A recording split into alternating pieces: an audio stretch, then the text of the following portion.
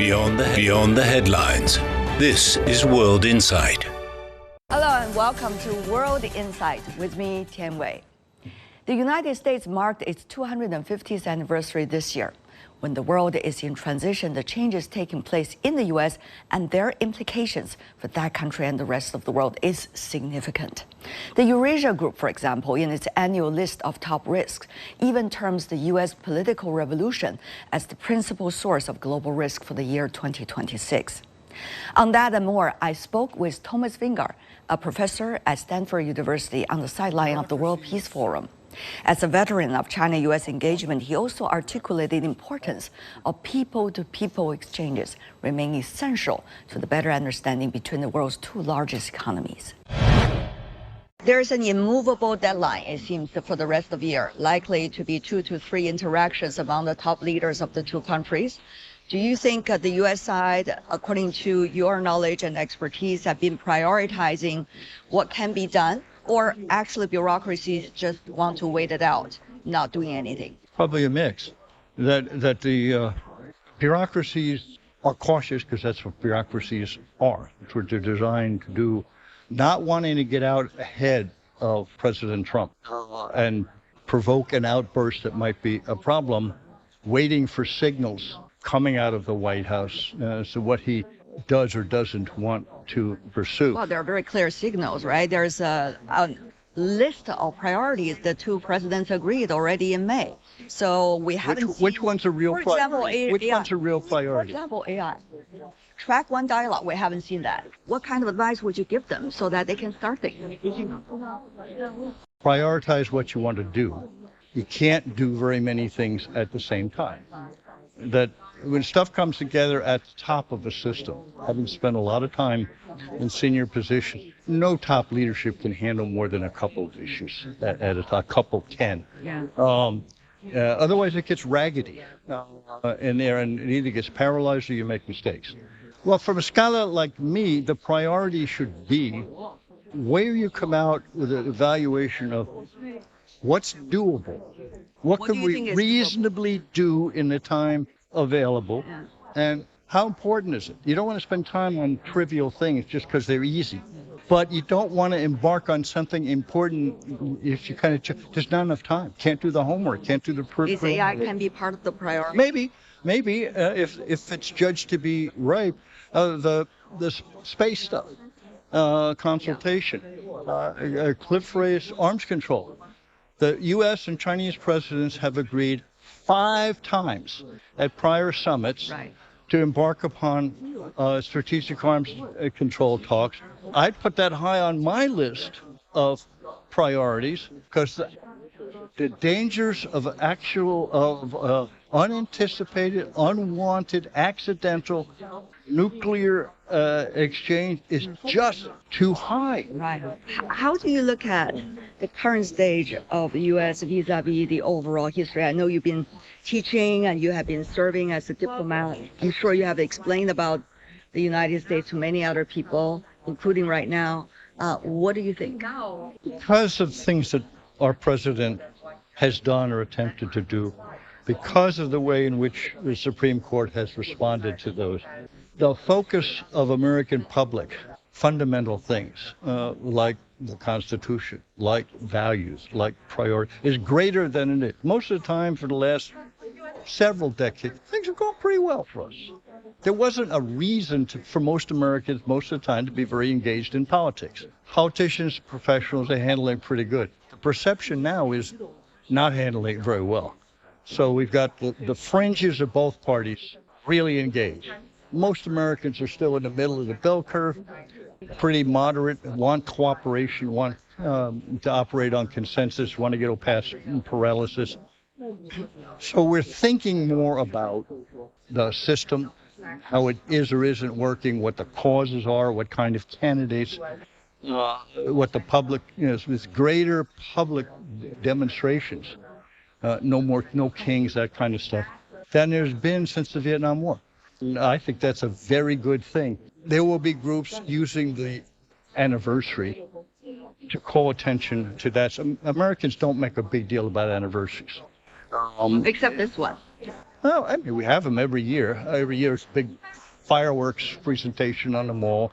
There'll be hundreds of 4th of July celebrations all around the country.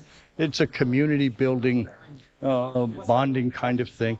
And then you go have beer and burgers and stuff. And that's what most people will be thinking about. And time with your family, time with your neighbors, and do it. Not, oh, wow, we made it 250 years. Most Americans wouldn't be surprised that we made it 250 years. Political scientists, historians say, pretty impressive. I don't think people are disillusioned. People are distressed by, I think, by the paralysis in our system, secondarily by specific actions of our president. But that the system is not working right, and Congress is not playing the role that it was intended to play and has played in the past. Disillusion, giving up on democracy, that's really a step much too far. Do you see people that want to be more constructive in finding solutions that lead to crisis between China and the United States could work with the current momentum in the U.S., at least in the White House, about China towards some immediate goals and actions? Except for the narrow group of China specialists, American China specialists, and people who do U.S.-China, China is not the top of very many people's list of things they want to get done. Companies would cooperate more than they do. Companies, American companies, find it useful to say, we get this China threat, we need another $1 billion. So we don't lose the AI war. Yeah, they use that as an excuse. Is it because they care about China or because they care about $1 billion of free investment? Right. I think the question answers itself. Policies does drive it, doesn't it? I don't think so. The private sector, the U.S. outsources implementation of almost all policy to the private sector and to the states. Firms do it, universities do it, professional associations do it. Give me the long list of U.S.-run universities. How many do we have? National universities. I have no idea. How many you have? We have 5 military academies. That's it. Yeah. So it's 0, right? So we have policies that affect educational exchange. They're 100% implemented, executed by state and private universities. I just want to ask you about the importance of academic exchanges and people-to-people exchanges these days. I'm not an unbiased commentator. Nobody is... I negotiated the agreement that restored academic exchanges in 1978. I did that at the request of my president, but I did it because I think it's fundamentally important that people-to-people in general, not just U.S.-China, it's the way the U.S. does business all around the world, that the building ties between individuals, between associations, between companies, between research departments, military, bureaucracy, all of this is giving multiple players a stake in the relationship and enhanced public understanding. Right. However many students go or faculty exchange, they all have family, they talk to their family.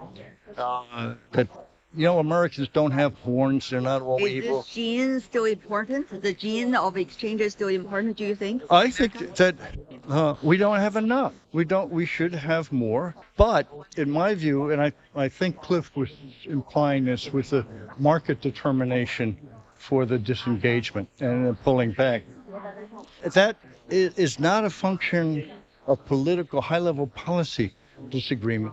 The exchanges can mitigate that. When the people-to-people that, hey, my experience was not so bad, maybe we should consider increasing our involvement in a particular location or industry or something, because it now would not be so awful to take your family there for a year to set up. There were a lot of finger pointing at each other between China and the United States, including the academic and people-to-people exchanges. But do you see after the summit in May, there has been a change of atmosphere at least? I don't know. You didn't feel it? Well, it's not a very long period of time to see Not yet. Results on it. I'm located at Stanford not on the East Coast, not inside the Beltway. And we have not particularly been affected through the downturn in visas and all. It hasn't really affected the people interaction that I'm familiar with. Welcome back. This is World Insight with me, Tian Wei. America is looking back at its past and ahead to its role in a changing world. One of the most important questions is how it manages its relationship with China. Earlier this year, the China-U.S. president spoke of building constructive strategic stability. So what does that actually mean? Harvard Kennedy School professor Graham Allison shared his perspectives, saying that the two countries have been trying to reform and reshape their relationship toward that very goal. But how fast both can manage, that is still a big question mark. And before 2026 is over, he imagines the two presidents will manage to create a new picture together. How? Let's listen to my earlier interview with him. You've been listening to programs from CGTN Radio. CGTN Radio. We invite you to visit us online for more audio, pictures, and in-depth reports. At radio.cgtn.com, you can access a wide range of programs and find your favorite news, talk, features, entertainment shows, and podcasts. Hear the difference with CGTN Radio. So, talking about China and the United States, since the two presidents met earlier, we have seen interactions between the two sides. However, over the past few weeks, we do see a rising phenomenon of trade disputes related to export control. So how do you see the latest phenomenon? What does that say to the true nature of trade relations and economic relations between the two sides? So it's complicated, the answer, but there are two things going on simultaneously. So on the one hand, China, rapidly rising power, seriously threatening the U.S. position at the top of every pecking order, the colossal ruling power. So on the one hand, we have the fiercest thucidity and rivalry of all times. So in a single generation, a country that was not visible in the rearview mirror of the U.S., in a single generation is now not visible in the rearview mirror because it's beside you or ahead of you. Who's the number one manufacturing country in the world? China. Who's the number one trading country? China. Who's the one advanced manufacturing? China. The U.S. and China, as President Xi and Trump recognize, live on a small planet, as President Xi said. And on that small planet, they are so inextricably entangled that each of their very survival as a country depends on a degree of cooperation with the other. So they have both great nuclear arsenals, superpower nuclear arsenals. If they were to have a war, both everything here at Dalian and everything in Boston disappears. They live on a small planet that has with one biosphere. So greenhouse gases impact everybody.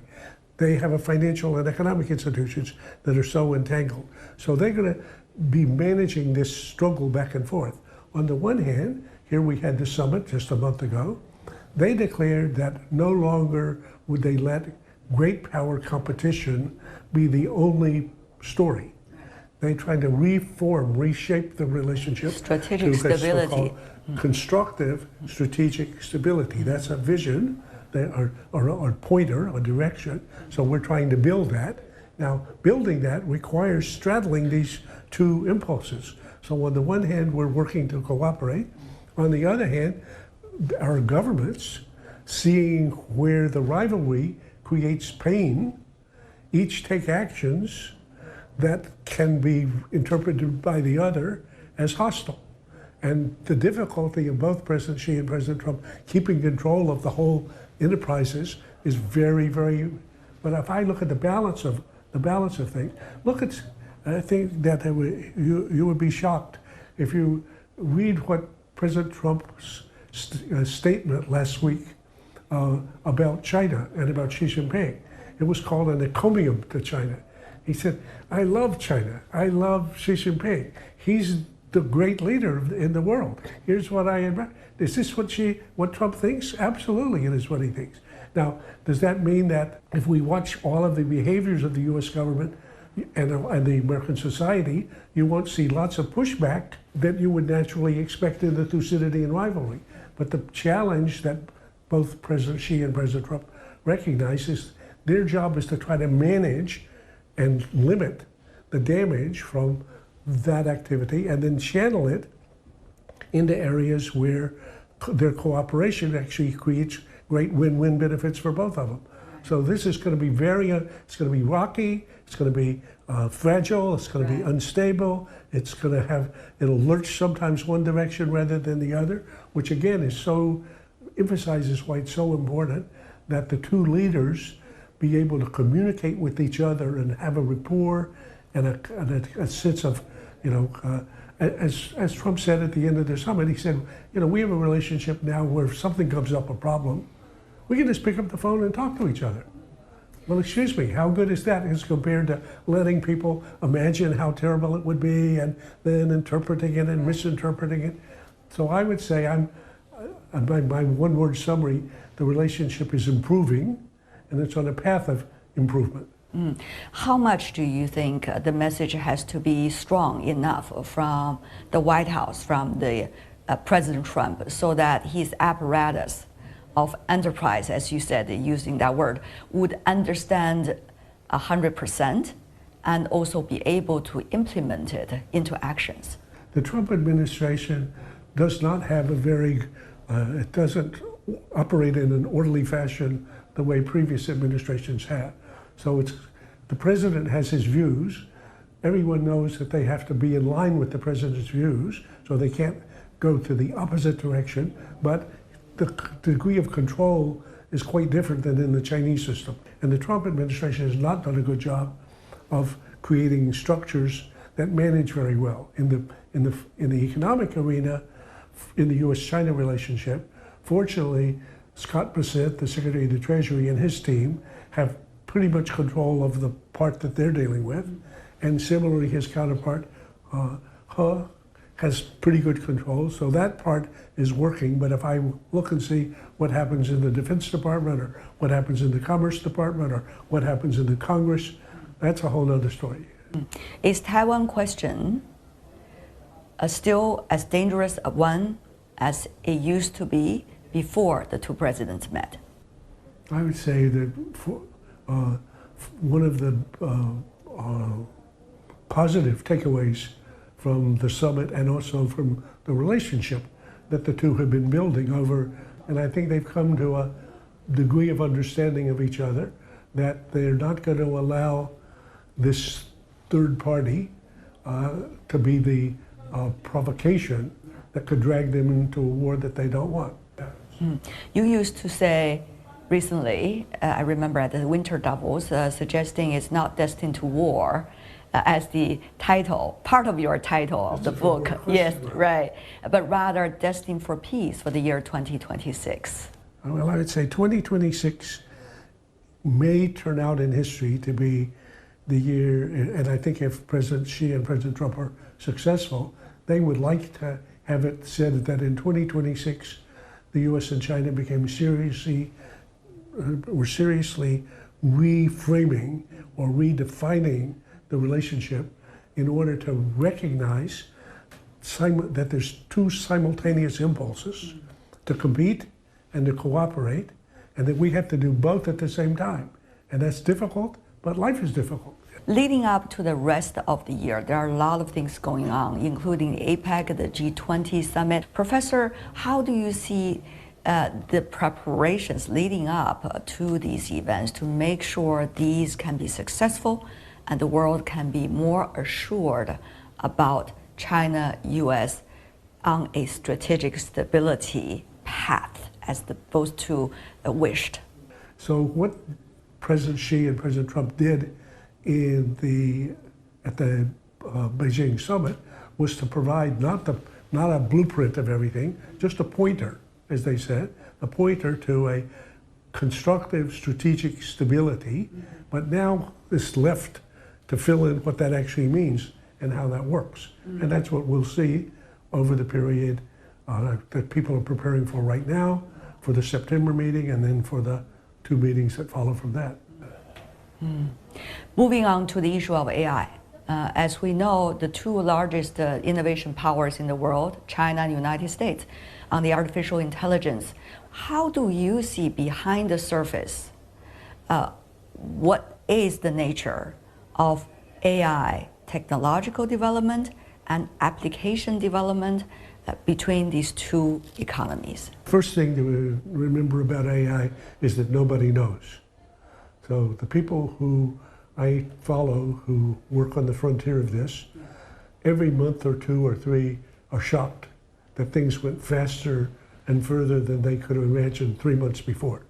So this chance that somebody like I can keep up, forget about it. It's just be amazed, be amazed, be amazed, be amazed. So what this is going to be and where does it end in, nobody knows. I mean, Henry Kissinger, when he tried to think about this, kept saying, this is going to be, this thing is going to be smarter, than all human beings. And maybe it's even not going to be very interested in us. Maybe smarter than, maybe like iRobot.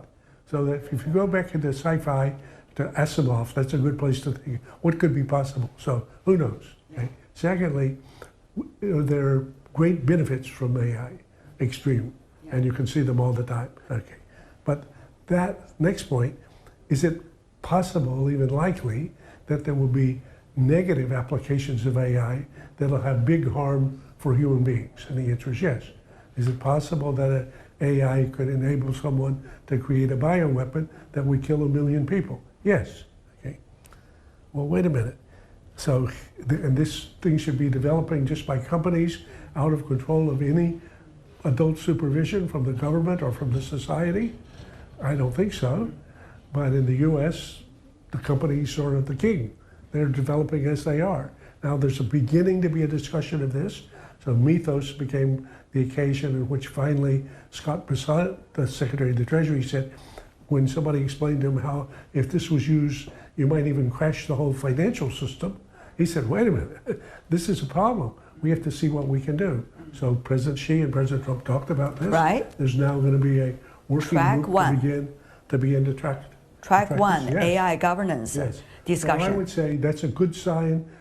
It's late. I mean, excuse me, Henry and I wrote a piece in just 2 months before he died in 2023 saying we should be doing that now. So that was 2023. This is 2026. And so that's too late, but still not, fortunately, no catastrophic application has yet occurred. Maybe we're going to have to wait until after something terrible happens, and then people will say, oh my God, we should have done something. Fortunately, I think Xi and Trump talked about that, and they're now going to get started. So would AI or some other common challenge be able to lead the two to really get into the start of a little bit more mutual trust? I think the reality is the US and China are so inextricably entangled that they each require from the other a degree of cooperation for their own survival. So waking up to that is hard to do because I'm used to being completely independent. And now I find out you and I are inseparable conjoined Siamese twins. So however much you're looking at me saying, he's behaving ways I don't like, maybe I should strangle him. But then you think, if I strangle him, I'm committing suicide. Yes. I'm committing suicide. So I don't want to do that. So recognizing the threats to us, now I recognize, and President Xi recognizes, President Trump recognizes, most people don't, the nuclear threat. We each have nuclear arsenals capable of completely erasing the other country from the map. After a nuclear war, there could be no living Chinese in China and no living Americans in America. Is that crazy? Crazy beyond belief. But is it a fact? It's a fact. Okay? AI is another one that might motivate us now, particularly since it's a bright, shiny object, to say, hey, yikes, you and I need to do something about this, because otherwise, what could it do to both of us? Right. I would say that's another good, so I would say wherever motivation can come from, for the parties to recognize that they have a shared, necessary shared interest in cooperative behavior, each just for itself, not being nice to you, just for myself, That's what's required, is helpful. And I think that's why the more we can sort of look at this and think about it, the more this will be beneficial. Professor, it's always been a pleasure talking to you. My pleasure. Thank you so much for sharing, always. Thank you for such good questions. And that is all the time we have for today. If you'd like to know more, search World Insight. Check out our YouTube channel. Follow us on X and Facebook. I'm Tian Wei. On behalf of the team, thanks for being with me. Bye for now.